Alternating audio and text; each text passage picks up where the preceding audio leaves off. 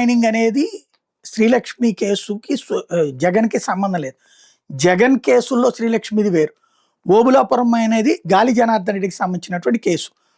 అందులో ఆమె మీద విచారణకు సంబంధించి ఇంతకు ముందు పక్కన పెట్టారు. ఇప్పుడు ఆమెని ఆ కేసులో నిందితురాలుగా విచారించాల్సిందేనన్నటువంటిది సిబిఐ వాదన. ఇప్పుడు ఆ నేపథ్యంలో ఆమె సుప్రీంకోర్టుకు అప్రోచ్ అయితే సుప్రీంకోర్టు ఆమె అప్పీల్ని కొట్టేస్తూ నువ్వు విచారణ ఎదుర్కోవాల్సిందే అని చెప్పింది. ఈ సందర్భంగా ఆమె వాదన ఏంటంటే ఒకే ఫైలు ఒకే సంతకం, కానీ ఆ ఫైల్ను ఆమోదించిన అప్పటి గనుల శాఖ మంత్రి, అంతకుముందు పనిచేసిన కార్యదర్శి ఇద్దరూ ఈ కేసు నుంచి విముక్తి పొందారు. వాళ్ళెవరూ విచారణ ఎదుర్కోవడం లేదు, కానీ వాళ్ళ కింద పనిచేసిన నన్ను మాత్రమే టార్గెట్ చేసి ఇంకా విచారణ ఎదుర్కోవాలన్న ఎక్కడ న్యాయం అంటూ ఆవిడ ప్రశ్నించింది సుప్రీంకోర్టులో.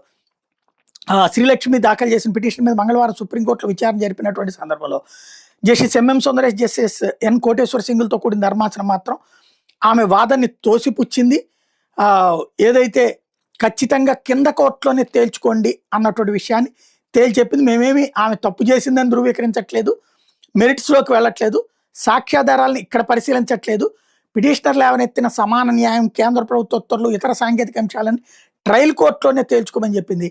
ట్రయల్ కోర్టులో ఈ వాదనలు వినిపించుకునే స్వేచ్ఛ పిటిషనర్కు ఉందని చెప్తూ కేసును క్లోజ్ చేసింది.